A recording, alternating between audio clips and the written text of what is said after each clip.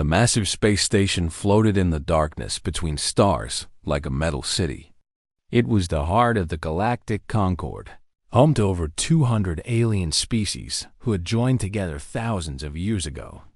Today, for the first time in history, humans have been invited to visit Dock Captain Daniel Shaw, stood at the front of his small team as their shuttle docked with the station. He was a tall man with gray eyes and a calm face that rarely showed his true feelings. Behind him stood Lieutenant Amy Pearson, his science officer, a woman with sharp intelligence and red hair she kept tied back. Next to her was Kyle Bennett, their communications expert, a young man who was always nervous but brilliant with languages and codes.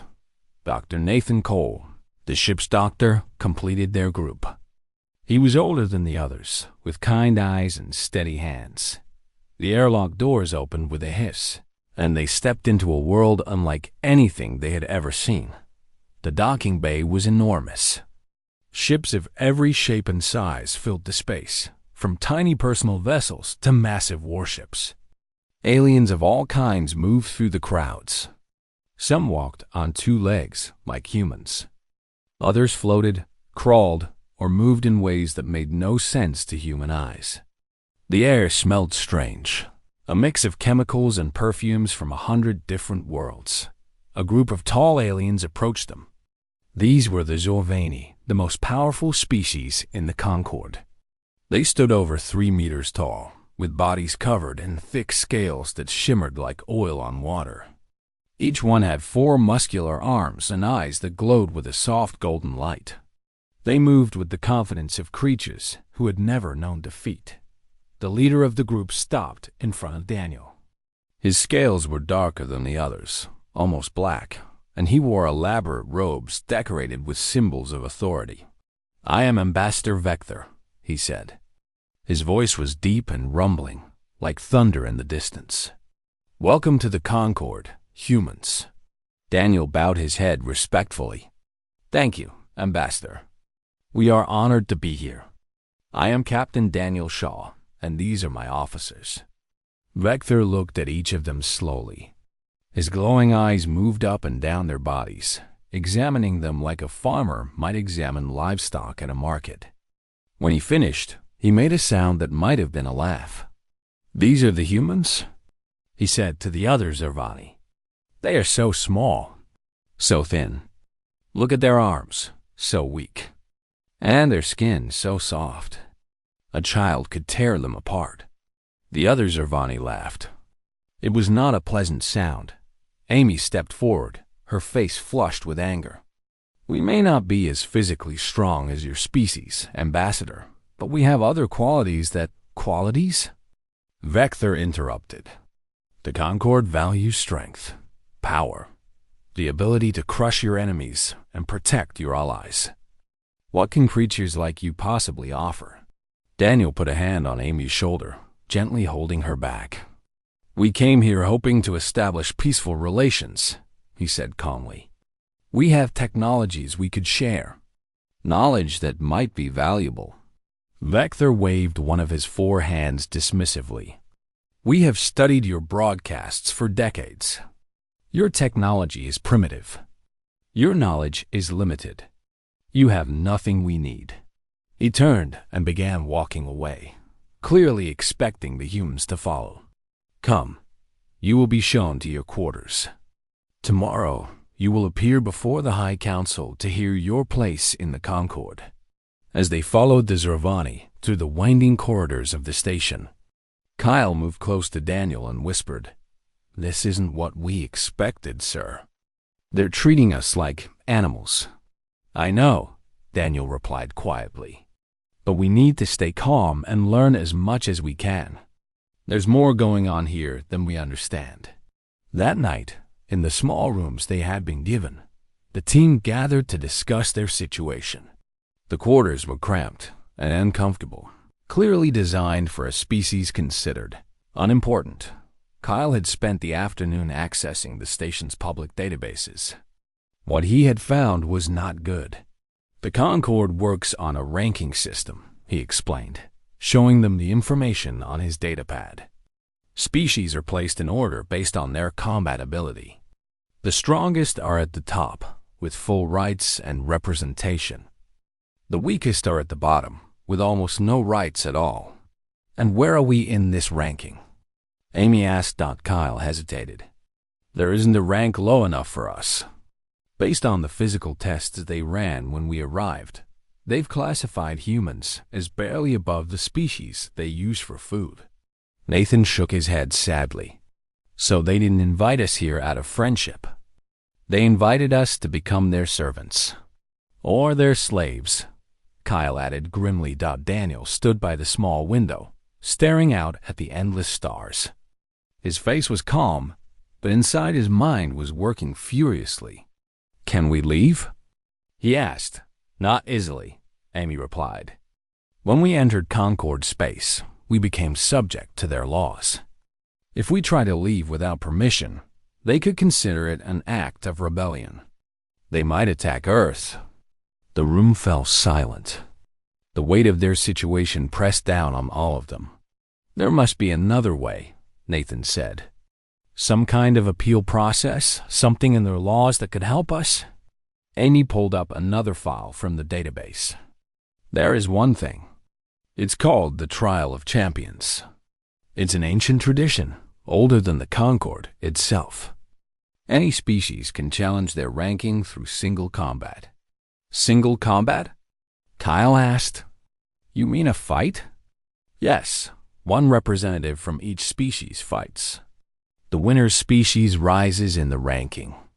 The loser's species... She paused. The loser's species becomes the property of the winner. Property? Nathan's face went pale. You mean slavery? Complete and total. Every man, woman, and child.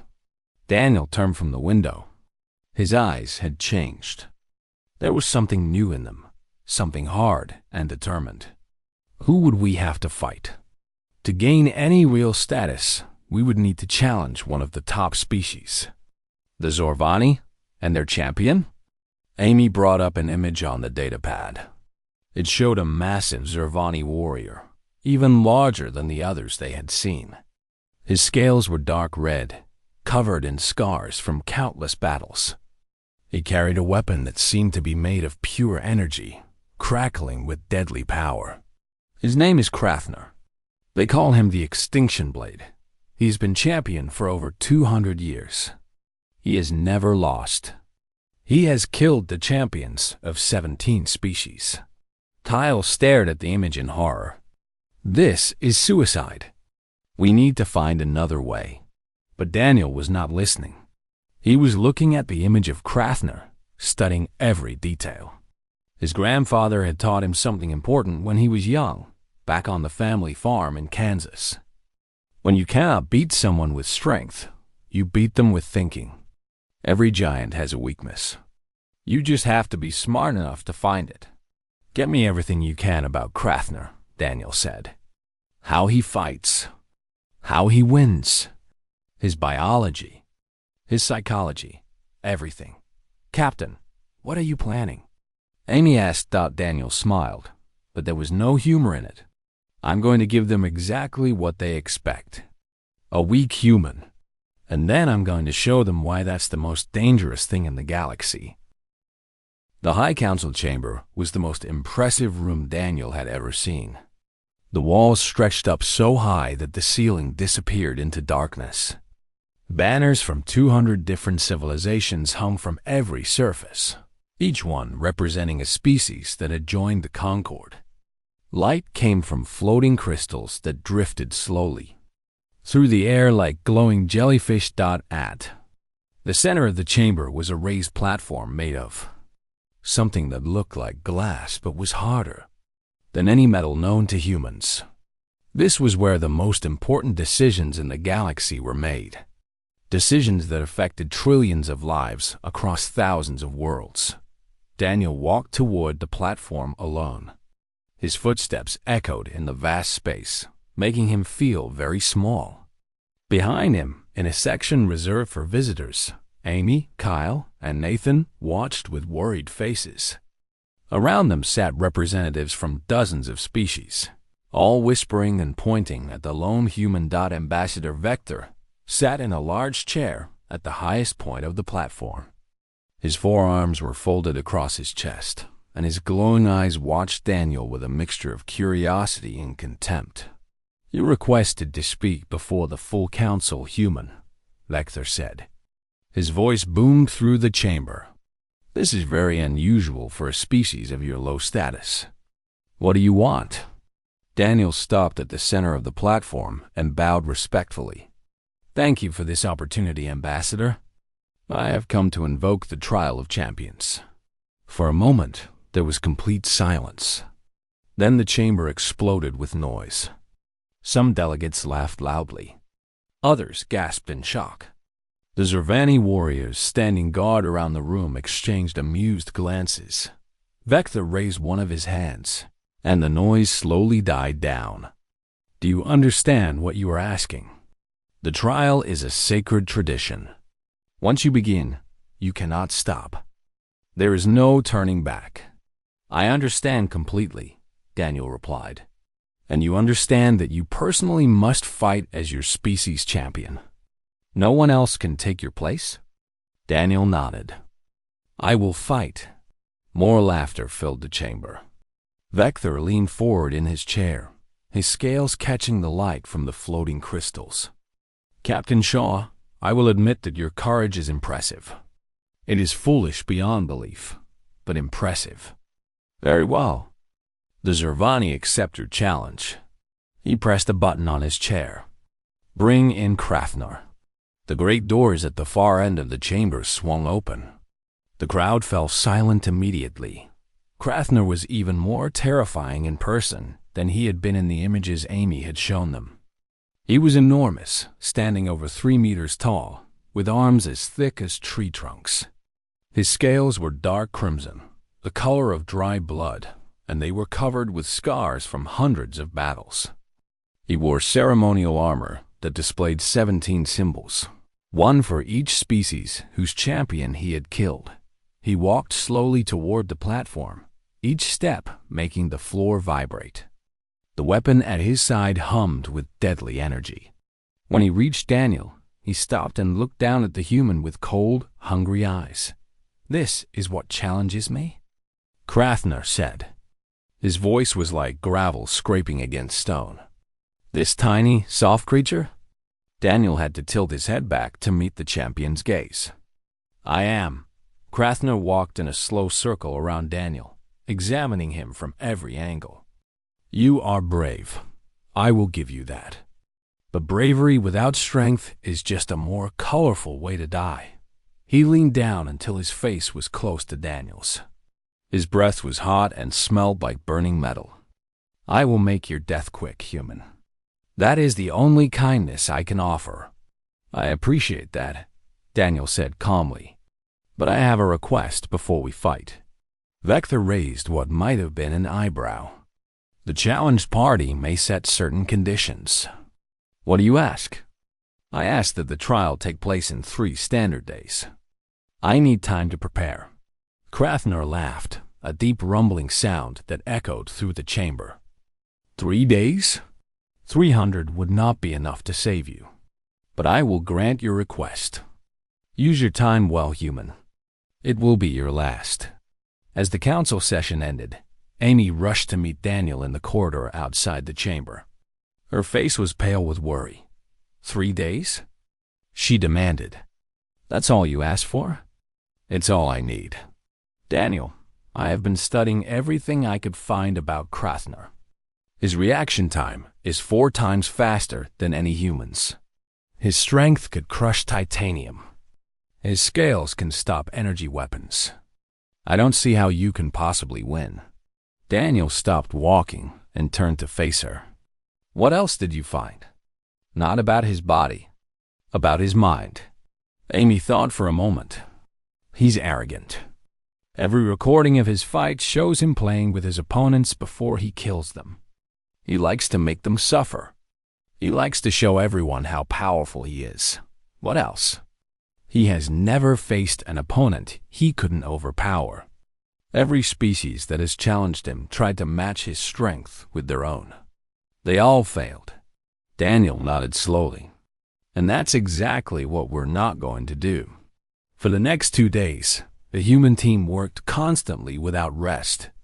Kyle spent hours watching every recording of Krathner's fights, noting every move, every pattern, every habit.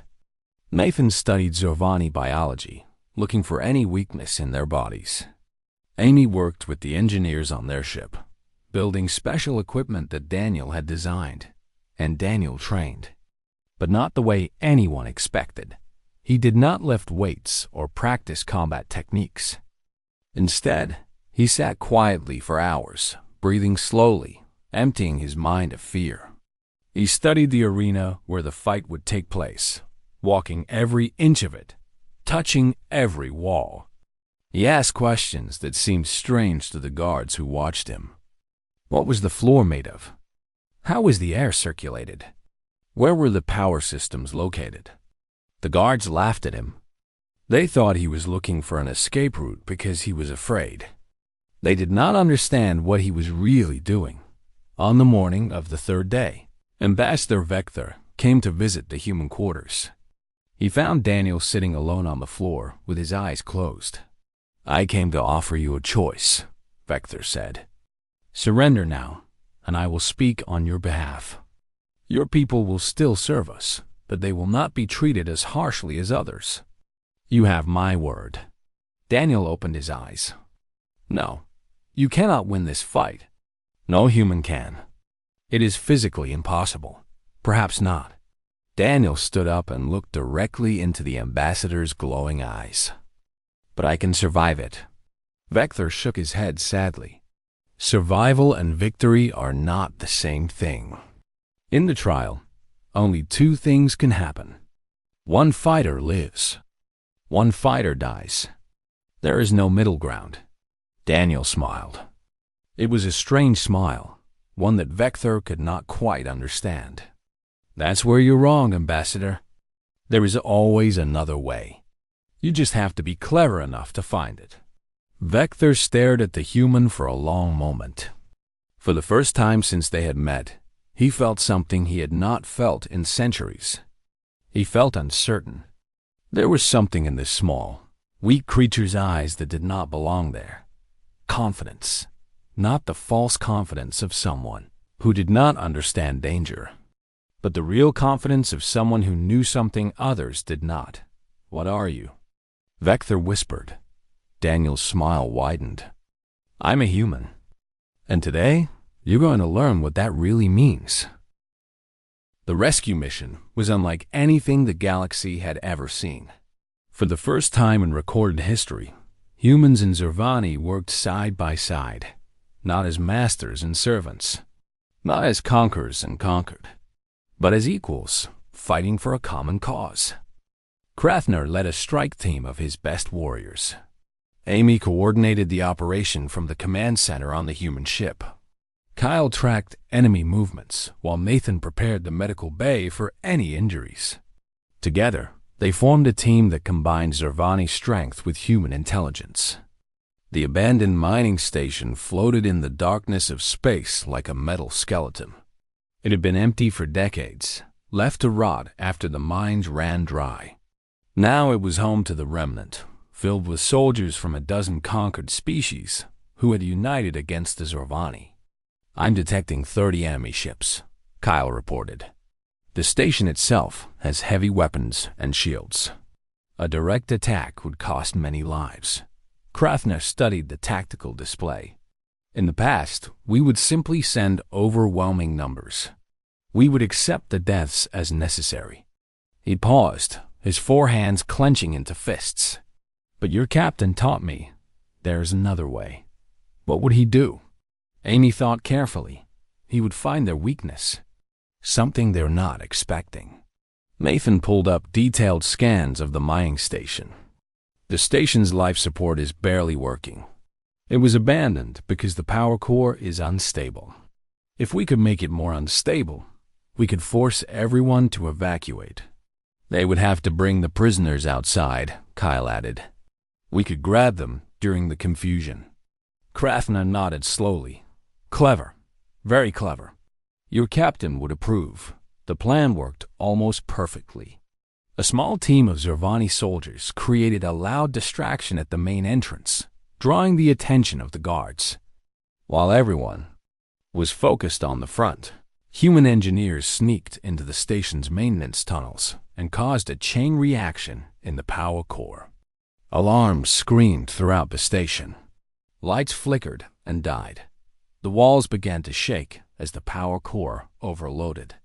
The remnant fighters scrambled to evacuate, rushing toward their ships before the whole place exploded. In the chaos, Krathner personally led the rescue team to the detention level. They moved fast, taking advantage of the confusion. Most of the guards had already fled. Those who remained were quickly overwhelmed. They found Daniel and Vector in a makeshift cell at the end of a long corridor. Both were battered and bruised, but alive. A handful of remnant soldiers guarded them, but they surrendered immediately when they saw Krathna and his warriors coming. "You came for us," Vector said as they removed his restraints.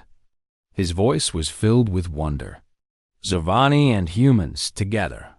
We had a common enemy," Krathna replied. "And a common cause?" Daniel rubbed his wrists where the restraints had left marks. He looked tired but unbroken. "How many casualties?" "None, on either side. We captured over 200 remnant fighters without a single death." Vector stared at Krathner in disbelief. "That's impossible. The Zervani way has always been to crush resistance with overwhelming force. The Zervani way has always been wrong." Krathner turned to face the ambassador directly. "We have spent 3,000 years conquering and enslaving. We told ourselves it was for peace, for order. But all we did was create enemies. The remnant exists because of us. Every rebellion, every attack, every death is our fault." He looked at Daniel. "This human showed me that strength is not the only virtue. Wisdom matters. Mercy matters. Working together instead of dominating, that matters too." Over the following months, the Galactic Concord transformed in ways that historians would remember forever. The old system based on military power was dismantled piece by piece. In its place, a new system emerged, one that valued every species for what they could contribute, not just how hard they could fight. Species that had been conquered were given choices. Those who wanted independence received it. Those who wanted to remain part of the Concord stayed as equal members with full rights and representation. The chains that had bound billions of creatures for thousands of years were finally broken. The Zervani themselves changed the most. Their warriors, once feared across the galaxy, became protectors instead of conquerors. They used their strength, not to dominate, but to defend those who could not defend themselves. Krathner led this transformation, traveling from world to world, making amends for centuries of injustice and humanity. The species that everyone had dismissed as weak and worthless became something precious. Teachers, ambassadors, bridges between civilizations that had never trusted each other before. Years later, Daniel Shaw returned to Earth. He had been offered palaces, monuments, and every luxury the galaxy could provide. He refused them all.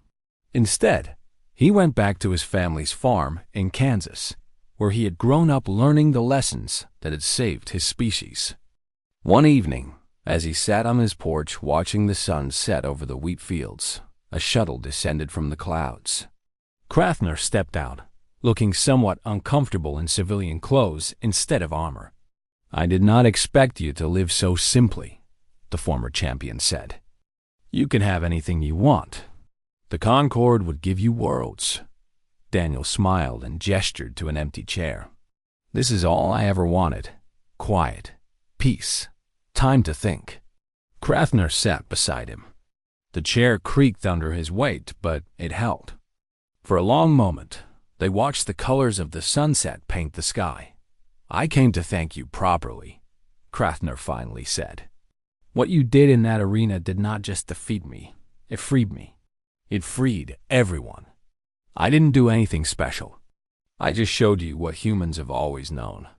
There's more to life than strength, more to winning than fighting, more to worth than power.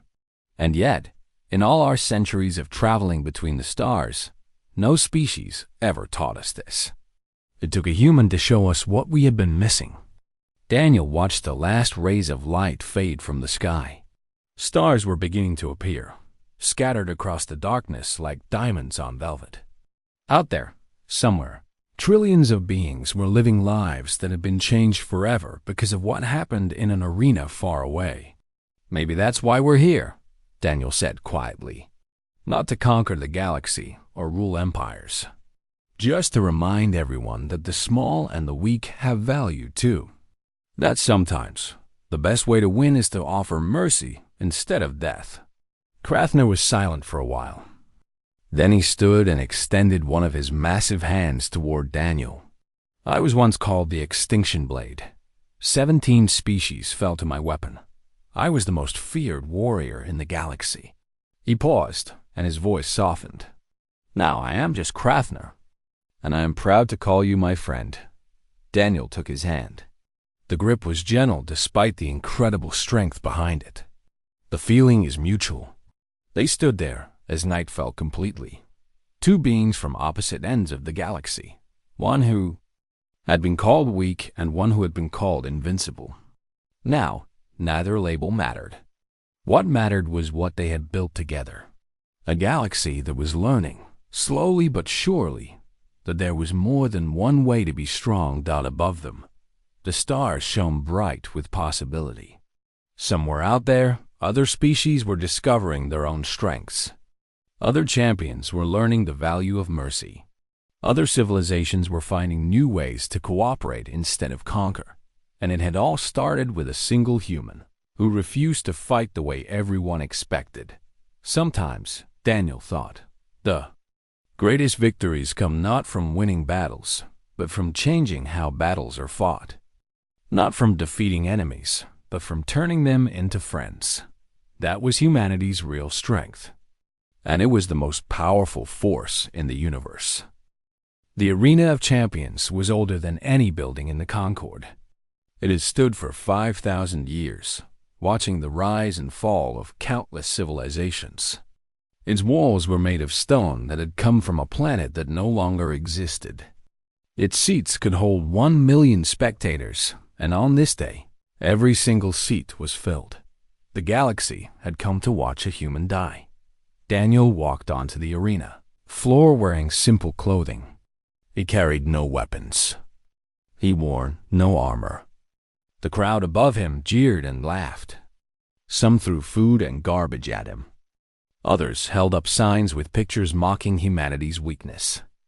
The sound was like a thunderstorm, a constant roar of hatred and mockery dot in a special section reserved for important guests. Amy stood next to Ambassador Vector. Her hands were shaking, and her face was white as paper. He's really going to do this, she whispered. Vector nodded slowly. He's either the bravest creature I have ever seen, or the most foolish. Perhaps both. An ancient horn sounded, deep and powerful, and the gates on the opposite side of the arena opened. Krathner stepped out into the light, and the crowd went wild with cheering. He was wearing his full battle armor now, gleaming plates of metal that covered every inch of his body. In his hands, he carried the Extinction Blade, a weapon forged from the combined weapons of every champion he had ever killed. It crackled with energy, leaving trails of lightning in the air wherever it moved. Krathner raised the weapon above his head, and the crowd roared even louder. He walked slowly toward Daniel, savoring every moment. Human, he bellowed, his voice amplified so everyone in the arena could hear. I gave you 3 days to prepare. I see you have wasted them. No weapon? No armor? Do you wish to die so badly? Daniel stood perfectly still. His breathing was slow and steady. His eyes never left Krathner. I'm ready, he said. Krathner charged. The attack was faster than anything human eyes should have been able to follow. The extinction blade swept through the air in a deadly arc that would have cut a normal person in half. But Daniel was not where the blade struck. He had moved just slightly, just a few inches to the side. The weapon passed through empty air. Krathner spun and attacked again. And again. And again. Each strike was perfectly aimed, powered by muscles that could lift mountains. Each strike hit nothing. Daniel was always somewhere else. Never far away, never running or hiding. He simply was not in the place where the blade landed. He moved like water flowing around a rock, like smoke drifting in the wind. The crowd fell silent. This was not possible. This small, weak creature should be dead. Krathner should have killed him with the first strike. But minute after minute passed, and Daniel was still standing. For 5 full minutes, Krathner attacked with everything he had. He used techniques that had killed 17 champions before. He tried tricks and traps that no opponent had ever escaped. Daniel avoided them all.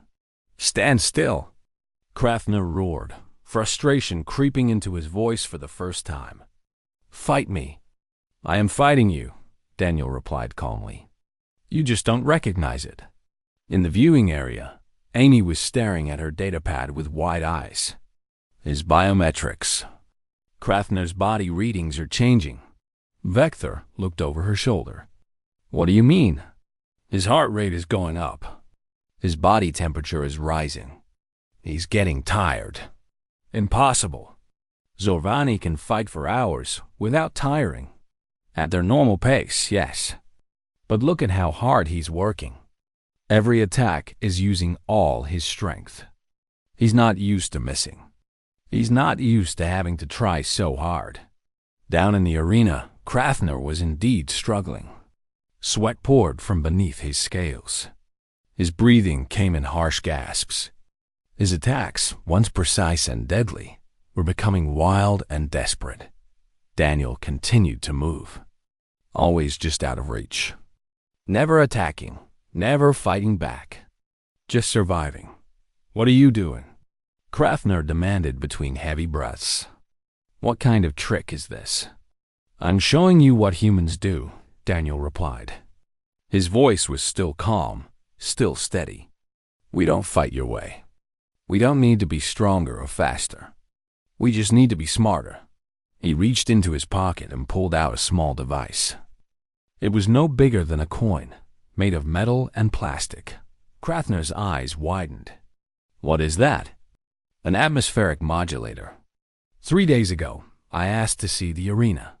Your guards let me walk around, touch the walls, examine everything.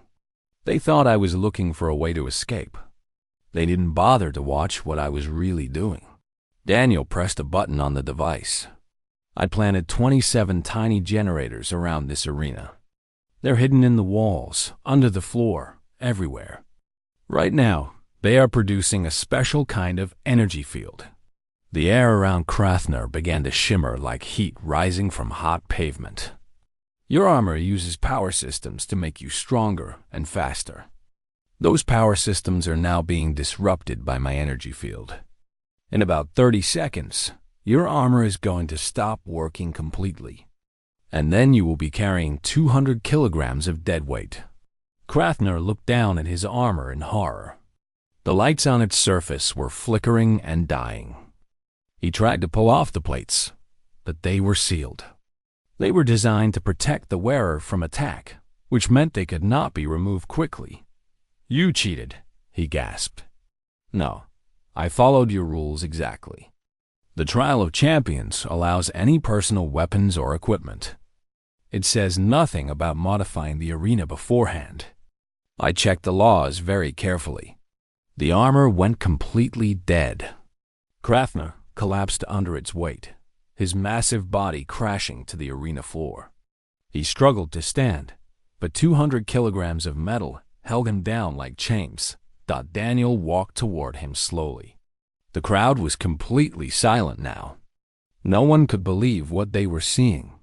The greatest champion in the galaxy lay helpless on the ground, defeated by a creature they had called weak.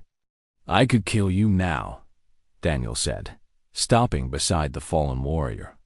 By your own laws, I would be allowed to do it. But humans don't fight your way. He knelt beside Krathna. Their eyes met, and Daniel spoke softly enough that only the champion could. Here, I'm going to offer you something no one has ever offered you before. Mercy. He stood and looked up at the viewing area where the council members sat in stunned silence. The trial rules say that combat ends when one champion surrenders or dies. There is no requirement for death if surrender is offered and accepted. The council members began talking frantically among themselves. This had never happened in 5,000 years of trials. No one had ever shown mercy. It was not done. Ambassador Vector stood slowly. His face was unreadable. The human speaks the truth. The ancient laws do not require death. He looked down at Krathna. Champion, do you yield? The silence that followed seemed to last forever. Krathna lay on the ground, unable to move, staring up at the human who had defeated him without landing a single blow. Finally, in a voice that everyone in the arena could hear, he spoke. I yield. The arena erupted into chaos. The days after the trial were unlike anything the Galactic Concord had seen in 1,000 years. The impossible had happened. A human, a member of a species that everyone considered barely more than animals, had defeated the undefeated champion of the most powerful civilization in the galaxy. And he had done it without ever throwing a single punch. News of the victory spread across the stars faster than light itself.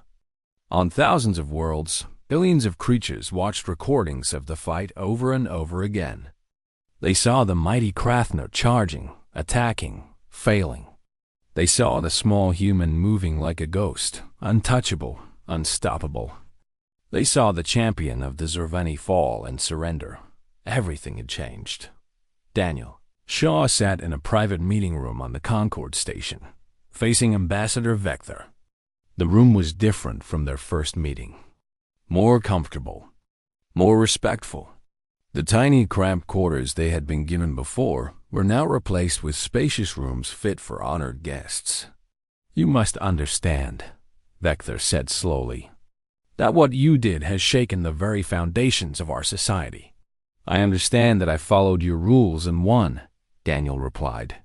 Yes, technically, you followed the rules. But in doing so, you exposed a flaw in our thinking that we never knew existed. Vector's four hands clasped together in what looked like nervousness. We built our entire civilization on the idea that strength decides everything. The strong should rule. The weak should serve. This has been our way for 3,000 years. And now? Vector was quiet for a long moment. Now, there are questions. If a weak species can defeat a strong one through cleverness, what does that mean for our hierarchy? What does it mean for the species we conquered and enslaved? What does it mean for everything we believed? Before Daniel could respond, the door opened and a Zervani officer rushed in. His scales were pale with stress. Ambassador, there is an urgent situation. Representatives from the Veloth Collective are demanding to speak with the council. They say the trial has made their slavery agreement invalid. Vector's scales darkened with worry. The Veloth were conquered 80 years ago. They cannot simply demand freedom. They are using the human victory as an example. They say that if physical strength is not the only measure of worth, then their defeat should be reconsidered. They want a new trial, or they want their independence. The officer left, and Vector turned back to Daniel. Do you see what you have done? One fight, and already our empire begins to crack. Daniel leaned forward in his chair. Maybe that's not a bad thing. Not a bad thing? We have kept peace and order across 1,000 star systems for thousands of years. Without our strength, there would be chaos, war, death. Or maybe there would be freedom, choice, the chance for every species to decide their own future. Vector stood and walked to the window. Outside, ships from 100 different worlds moved through space. Each one represented a culture, a history, a people with dreams and hopes. "You speak like someone who has never had to maintain order," he said quietly. "But words do not hold empires together." "No," Daniel agreed. "But maybe empires are not supposed to last forever. Maybe they're supposed to change." Meanwhile, in another part of the station, Amy Pearson was dealing with her own kind of chaos. Her quarters had been flooded with messages from representatives of dozens of species. Everyone wanted to meet with the humans. Everyone wanted to understand how they had accomplished the impossible. "It's incredible," she told Kyle as they sorted through the messages. "Species that wouldn't even look at us a week ago are now treating us like heroes. Can you blame them?" Kyle replied, "For centuries, the only way to rise in the Concord was to be strong. Anyone who couldn't fight was stuck at the bottom forever. We just proved there's another way." A chime sounded at the door. When Amy opened it, she stepped back in surprise. Krafner stood in the entrance. He wore no armor now, just simple clothing. His massive form filled the doorway, blocking out the light from the corridor. But there was something different about him. His posture was less aggressive. His eyes were softer. "May I enter?" he asked. His voice was quiet, almost gentle. Amy and Kyle exchanged looks. "Of course," Amy said carefully. "Please, come in." Krafner moved slowly into the room. Even without his armor, he was enormous. He sat in a chair that was too small for him and looked at his clawed hands. "I came to speak with your captain," he said. "The guards told me he was meeting with Ambassador Vector." "He is. Is there something we can help you with?" Krafner was silent for a moment. When he spoke again, his voice was heavy with emotion. "I have been a warrior my entire life. From the day I was born, I was trained to fight, to conquer, to dominate. I was told that this was the only way to have honor, the only way to prove my worth." He paused. "Your captain showed me that I was wrong." Kyle leaned forward. "What do you mean?" "I have killed 17 champions. 17 species now serve my people because I defeated their best warriors. I was proud of this. I thought it made me great." Krafner looked up, and his eyes held something Amy had never expected to see in Zervani. Doubt. Shame. Was I wrong? All those deaths, all that suffering, was it for nothing? Before Amy could answer, alarms began blaring throughout the station. Red emergency lights flashed. The floor vibrated with distant explosions. Kyle pulled out his datapad. "What's happening?" "There's been an attack on the station. Multiple explosions in the outer sections. Security forces are responding." Krafner was already moving toward the door. "The Remnant. It must be them. The Remnant? A group of conquered species who have resisted Zorvani rule for centuries. They hide in the outer regions of space and strike when they think we are weak. If they believe the Concord is crumbling because of what happened in the arena, they will attack." Amy grabbed her equipment. "We need to find Daniel." They rushed through the station's corridors. Everywhere, people were running and screaming. Smoke filled the air from damaged sections. The sound of weapons fire echoed in the distance. When they reached the meeting room where Daniel and Vector had been talking, they found it empty. A Zervani guard lay unconscious on the floor, a burn mark on his chest. Krafner examined the scene with experienced eyes. "They took them. The Remnant has kidnapped your captain and my ambassador." Amy felt her blood run cold. "Where would they take them?" "They have ships hidden throughout this sector.